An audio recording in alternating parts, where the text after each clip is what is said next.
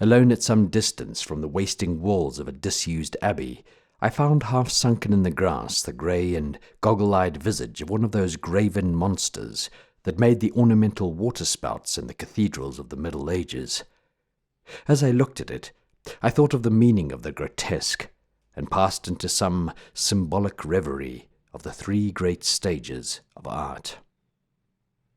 Once upon a time there lived upon an island a merry and innocent people, mostly shepherds and tillers of the earth. They were republicans, like all primitive and simple souls. They talked over their affairs under a tree, and the nearest approach they had to a personal ruler was a sort of priest who said their prayers for them. Now this priest was told by his people to build a great tower, pointing to the sky in salutation of the sun god, and he pondered long and heavily before he picked his materials, for he was resolved to use nothing that was not almost as clear and exquisite as sunshine itself.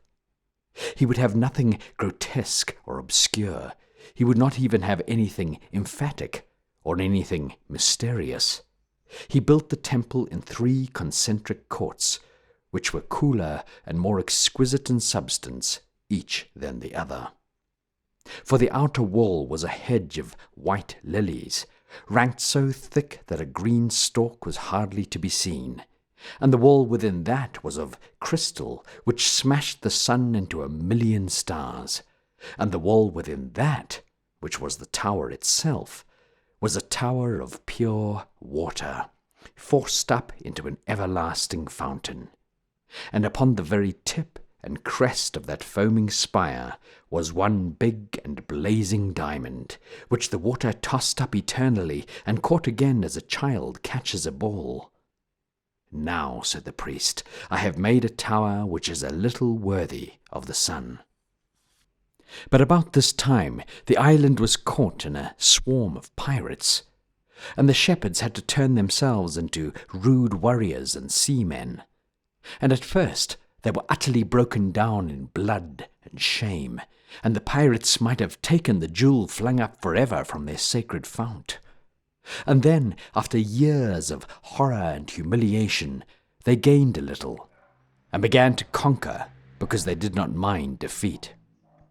And the pride of the pirates went sick within them after a few unexpected foils, and at last the invasion rolled back into the empty seas, and the island was delivered. And for some reason after this, men began to talk quite differently about the temple and the sun. Some indeed said, "You must not touch the temple. It is classical, it is perfect, since it admits no imperfections."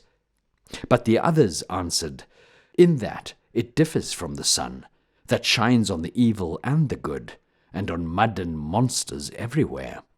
The temple is of the noon, it is made of white marble clouds and sapphire sky, but the sun is not always of the noon. The sun dies daily. Every night he is crucified in blood and fire." Now the priest had taught and fought through all the war, and his hair had grown white, but his eyes had grown young. And he said, "I was wrong, and they are right. The sun, the symbol of our Father, gives life to all those earthly things that are full of ugliness and energy. All the exaggerations are right if they exaggerate the right thing. Let us point to heaven with tusks and horns and fins and trunks and tails, so long as they all point to heaven. The ugly gods praise God as much as the beautiful. The frog's eyes stand out of his head because he is staring at heaven. The giraffe's neck is long because he is stretching towards heaven. The donkey has ears to hear. Let him hear." And under the new inspiration, they planned a gorgeous cathedral in the Gothic manner, with all the animals of the earth crawling over it, and all the possible ugly things making up one common beauty, because they all appealed to the god. The columns of the temple were carved like the necks of giraffes, the dome was like an ugly tortoise, and the highest pinnacle was a monkey standing on his head with his tail pointing at the sun.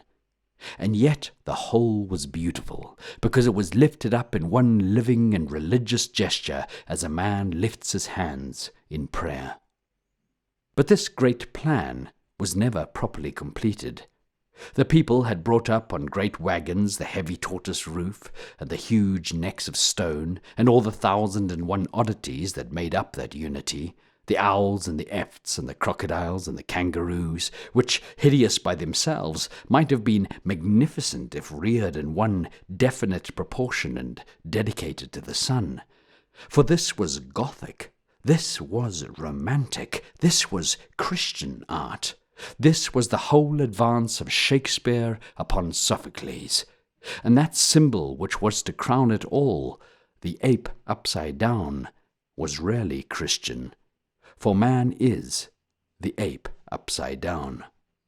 But the rich, who had grown riotous in the long peace, obstructed the thing, and in some squabble a stone struck the priest on the head, and he lost his memory.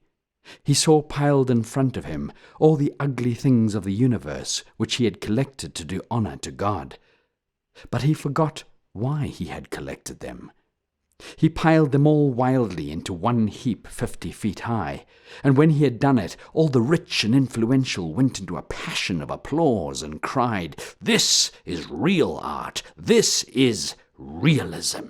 This is things as they really are!" That, I fancy, is the only true origin of realism.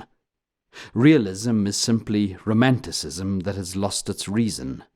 The finest lengths of the Elgin marbles consist of splendid houses going to the temple of a virgin.